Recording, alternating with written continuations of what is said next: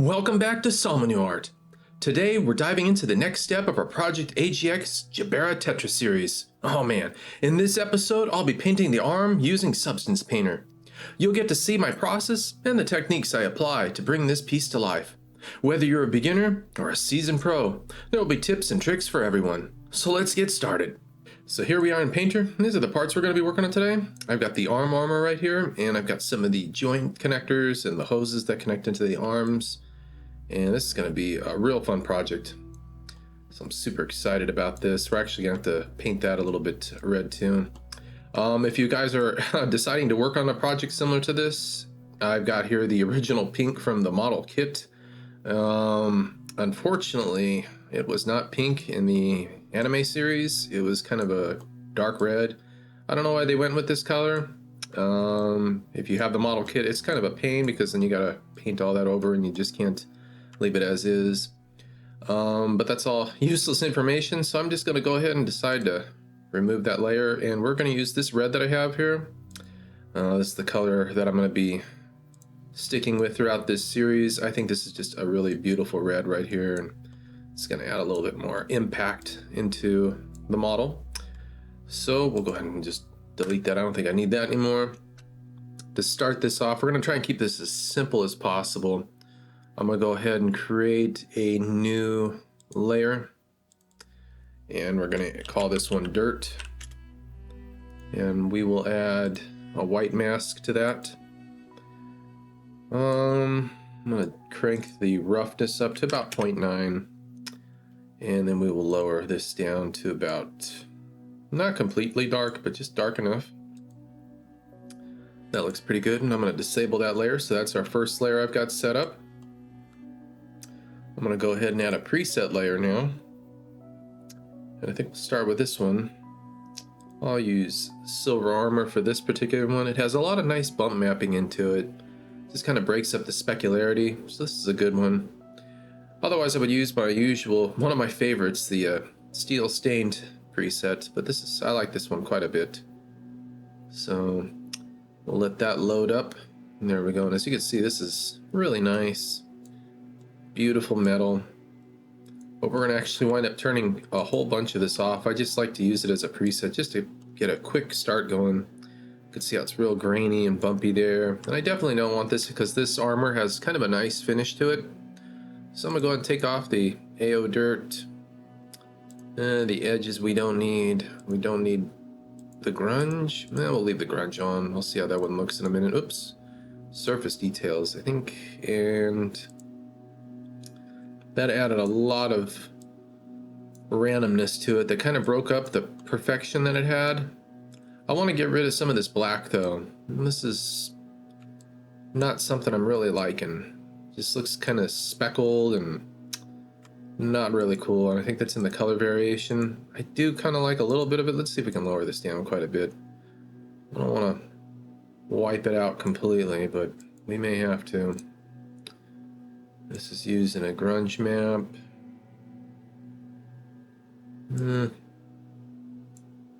Let's go ahead and turn this up a bit so we can see what we've got going on. Yes, that is wild. We can have a little bit, but I don't want it to be too overwhelming. Just something subtle.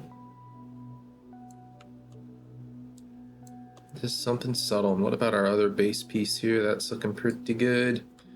Beautiful. Let's go ahead and switch back to a material layer right here.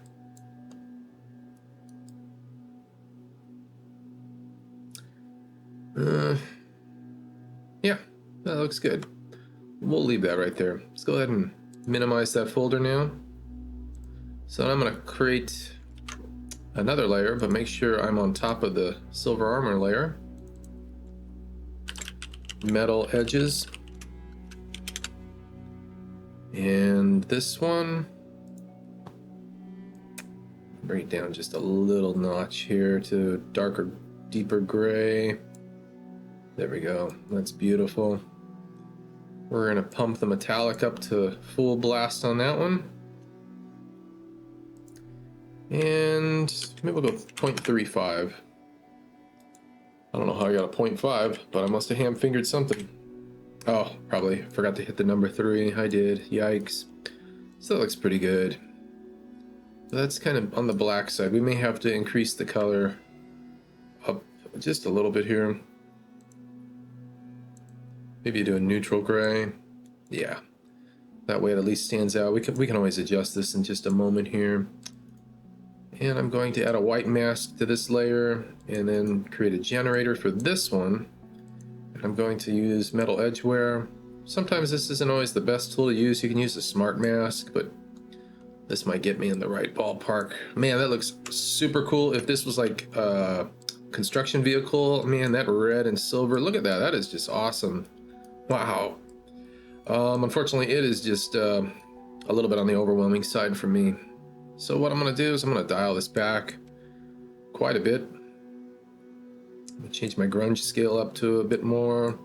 That way I get some finer details on this. And there we go. It looks beautiful. I think we can keep it like this. No, I'm just kidding. We definitely want to dial it down just a little bit more, although it does look really cool. Man. Let's go ahead and switch to our color base so we can really see what's going on here. I'm going to go to my curvature weight. I'm going to play with this value till it's almost completely wiped out. But it's still somewhat there. So we've got a little bit of some scuffing and imperfections there, but I don't think I want to bring it back anymore, but let's go up to a little bit more just to see. No, that's too much. Let's dial that back. Well, Control Z went back too far. So we'll just have to remanual this one out. I think it was at 0.36, somewhere in that range.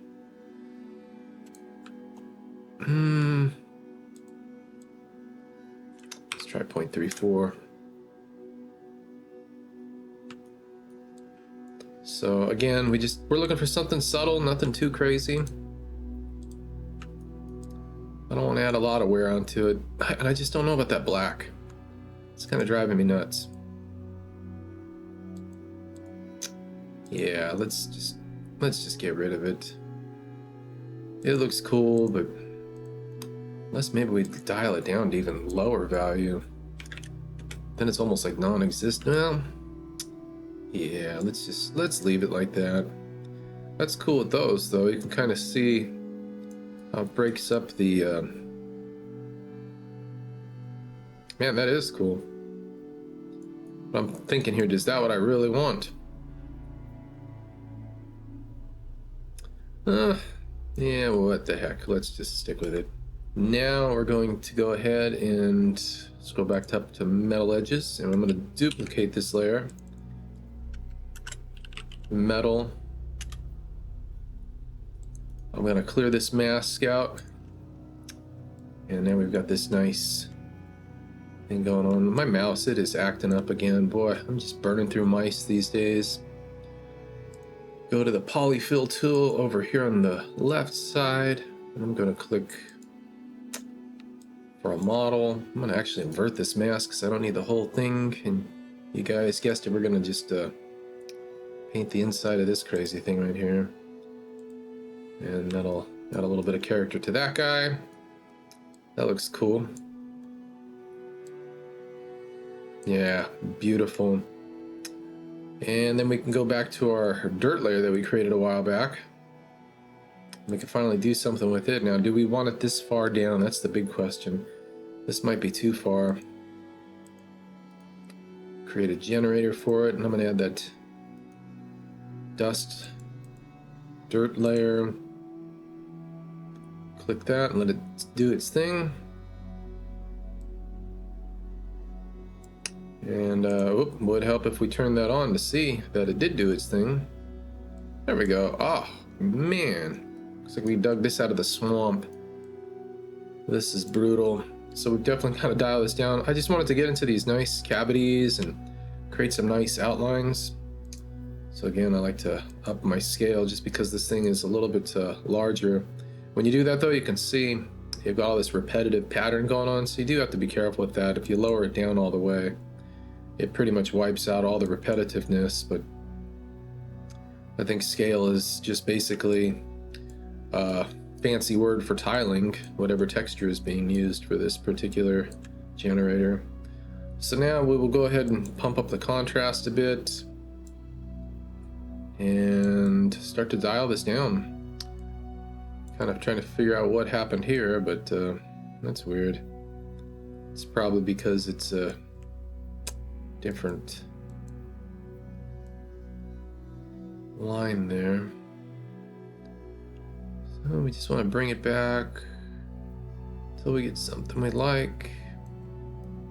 That looks pretty good. A little bit of dirt around here is okay, because these are the two openings for some guns that go in there. So I'm okay with that. How's this other side looking? This is a little bit dark, but you'll never see that because the arm goes, or the armor for the arm goes directly over that. But then we've got this filth over here. So one thing we can do for this, since we're working with two parts, we're probably going to have to wind up combining or duplicating the layer. So for this, I'm going to go ahead and group this. Dirt group. And then I'm going to add a white mask to it. I'm going to go ahead and duplicate it again, because I'm going to use one for each side. And we're going to wipe this out. We'll go to the polyfill tool over here, make sure I'm set on black, and just eliminate that. And then the next one, we'll eliminate that. So I better actually label this base.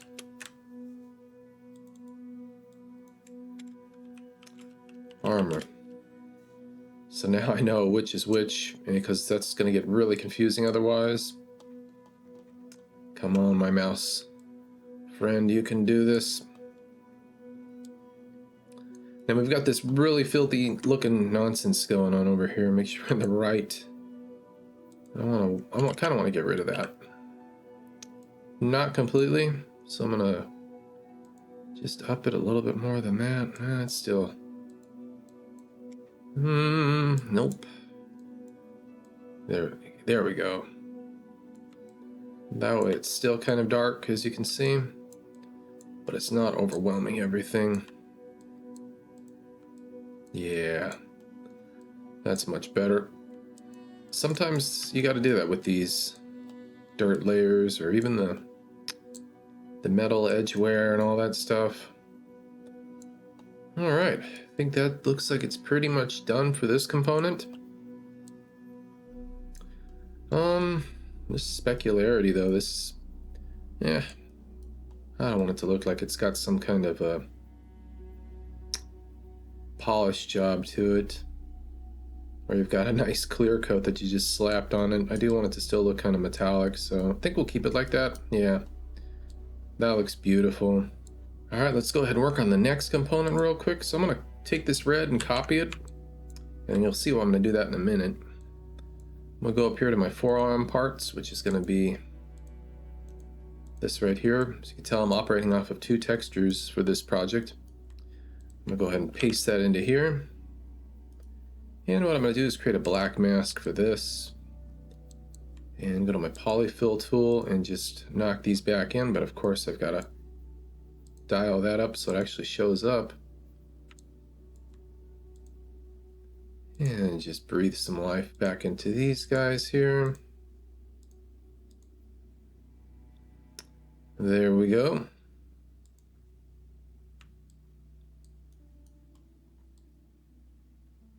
That looks good. Beautiful. Now for consistency, I actually forgot about this. I probably should have copied a lot more. So what we're going to do is just copy everything in this layer. Just kind of a pain. This is the one thing I don't like, is you can't copy these directly to another one. At least I haven't found a way to do this to keep your projects consistent. So sometimes you got to write a whole bunch of notes if you're working with multiple parts. So for another project, when I do the upper arm or the shoulder armor, instead of slapping it all into one file here, which is going to totally bog down my computer, I have to break it into these parts. And there's no real way, easy way I found to be able to do that, at least not yet.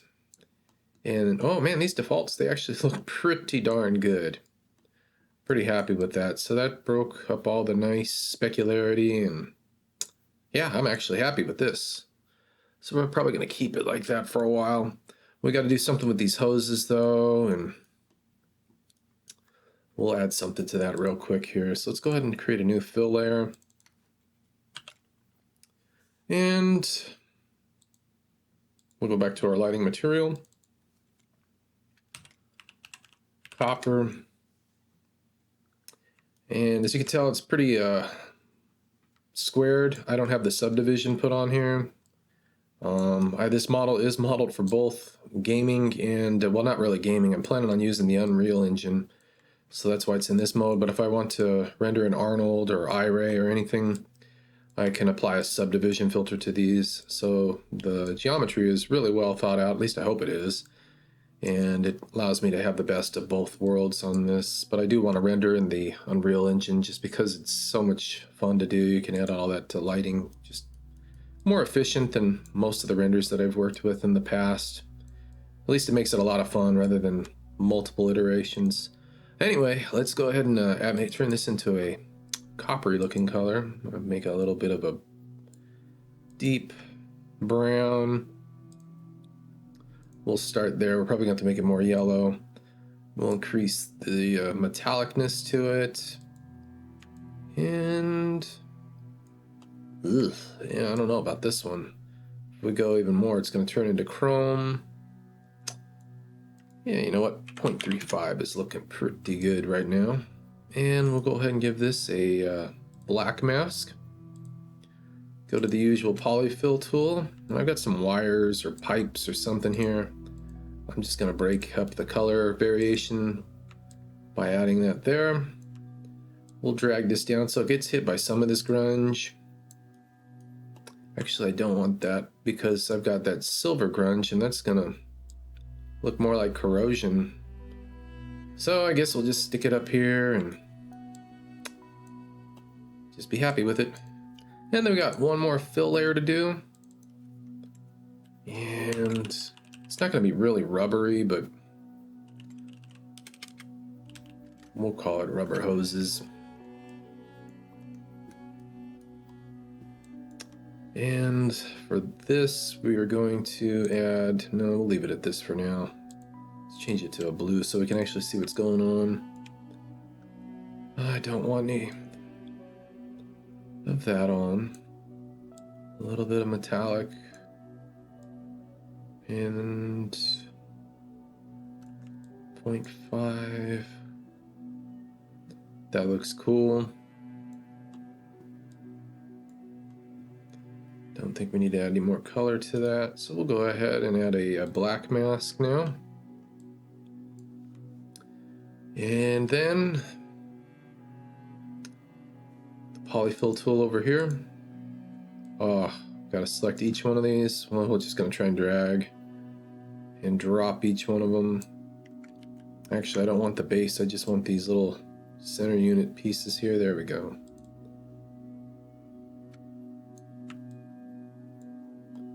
There we go. Let's check this out.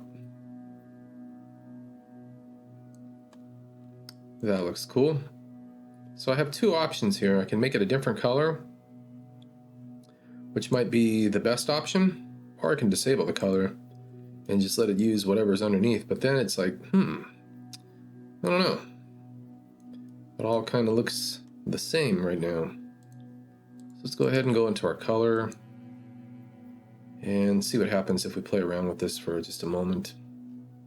We can't even find the darn thing. There we go. This is the black we're using now. What if we give it a little bit more of a value here? Let's see. Go into our material. I do not like that. What if we go even darker?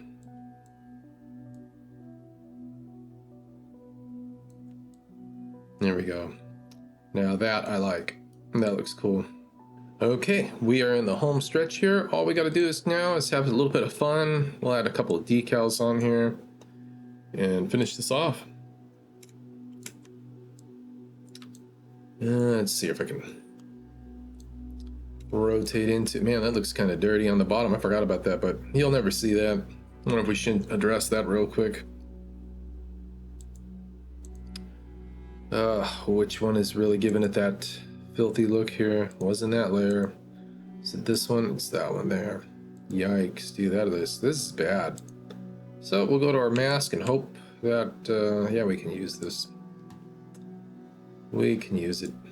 Man, that is just bad. Again, I don't want to get rid of it all, but we'll knock most of it out. Just to make it, you never know. There we go. Still to have a little bit of character to it, but you don't want it to be too nasty. That is just, whew, that was just bad. All right. So we've got our bottom piece here, and we'll lock this in a little bit better. Zoom in a little bit more, and there we go. Beautiful. So we'll go to the top here, and we're gonna add some decals to this crazy thing. Let's see here. Decision making time. What do we want to do? We can just start adding some decals and hope for the best. Let's go to tiling, rotation, and flip this around this direction. So we're gonna want most likely 180. Scale, make sure this little guy is locked over here, and we'll try 0.5. Nah, it's still too big. Yeah, that's kind of cool like that. Let's try 0.04. And we'll put that right there. And let's go ahead and switch to base mode so we can actually see what we've got going on. Just a little bit better there. Cool. And we'll add this triangle there. Now that's the perfect size, but as soon as I let it go, watch what happens. Base color, boom. It decides to do something totally, something I wouldn't want it to do. Let's go ahead and reduce this size to, what in the world did I click?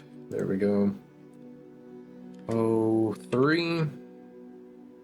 And then we'll rotate this around 180 degrees. Look at all these extra steps, and it looked beautiful the way it was a minute ago. That is still too big. I think we have to go down to point. It's kind of funny. It almost looks like it would be. Huh. Can make an arrow there. That's still too big. But we don't want that.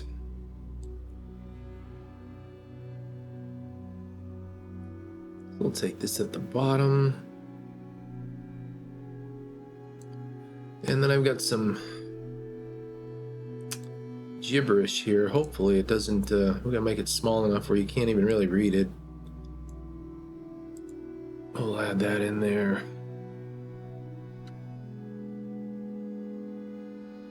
Open bent. That's funny. It's supposed to say vent, not bent. I'll have to go back and correct that sometime. But I just want to see how this is gonna look. 180. Oh my goodness, that is just too funny. And if we shrink it down, probably won't even be able to tell what it is. Let's see here. Yeah, it's gonna drive me nuts. I'm gonna have to go fix that file. One of these. Oops, wrong button. That's not what I wanted. This is what I wanted. So yeah, we'll fix that out. Yikes. There we go.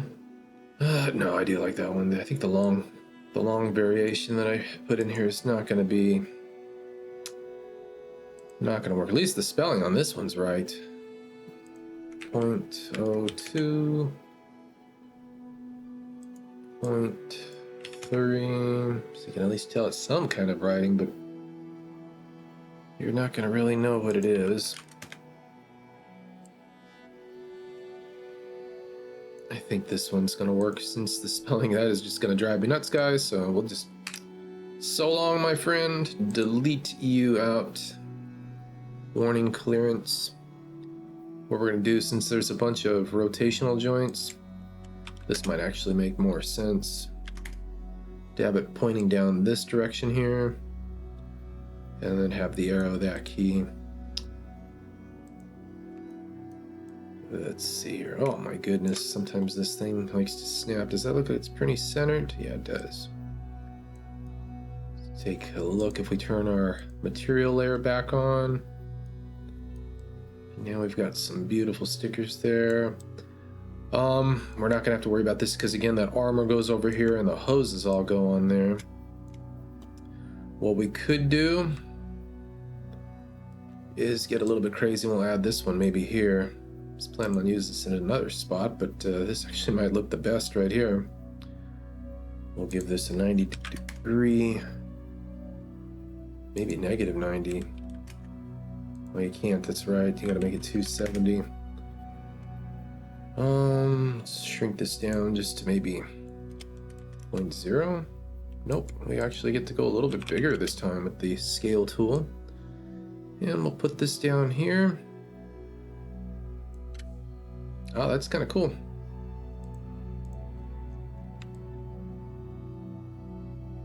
Do I want to add it on both sides? Are we going to be able to add it on both sides? Yikes. This is not looking too good. Let's see, can we snap it there? Okay, good. That one had me a little worried. So go ahead and Control D. And I'm going to grab this and kind of wiggle it. And it should snap to the other side. Beautiful. And there we go. All right, we've got this crazy guy to go. And I've got this little chevron right here that I kind of want to slap right in here and see if it would work. And yeah, this could be cool. Man, that actually might be the right size I need. I think we're gonna have to scale it just a bit though. So we'll go 270 again. Yeah, we need to scale it just a wee bit. And maybe we gotta rotate it a bit more too. That looks like it's not quite at the angle that I want it to be. Let's try 0.1. Oh, that's beautiful. And let's figure out this rotation now.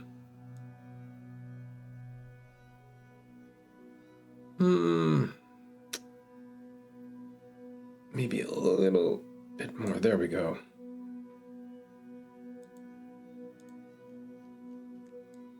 That looks cool. All right, I think to finish this crazy thing out, let's just add a little decal emblem over here. Let's see, what have we got? Looking for some textures, and I should have another decal somewhere in here, I hope. In the meantime, let's hit Control S to save. Here we are. A little Xeon emblem. We'll just slap you right in here on this little grid. And let's see, what scale do we want to see if this even looks decent? 0.05, still too big. 0.04. And now let's go ahead and rotate this crazy thing out.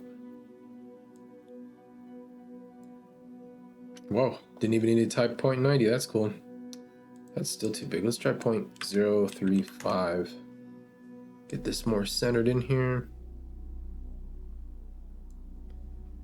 Now this might be over the edge. We may wind up taking that out.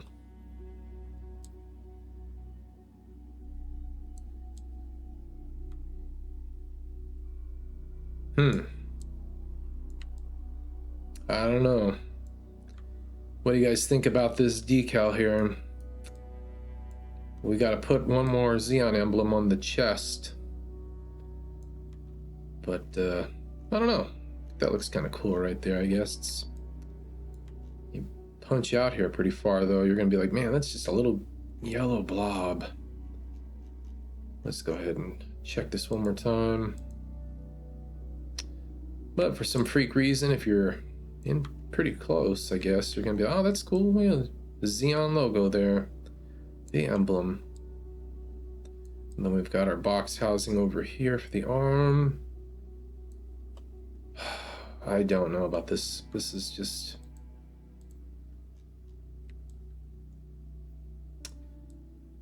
Yeah. Well, guys, definitely leave a comment below and let me know what you think about that, if I should keep that in there or remove it. I could definitely use a little bit of opinion right now.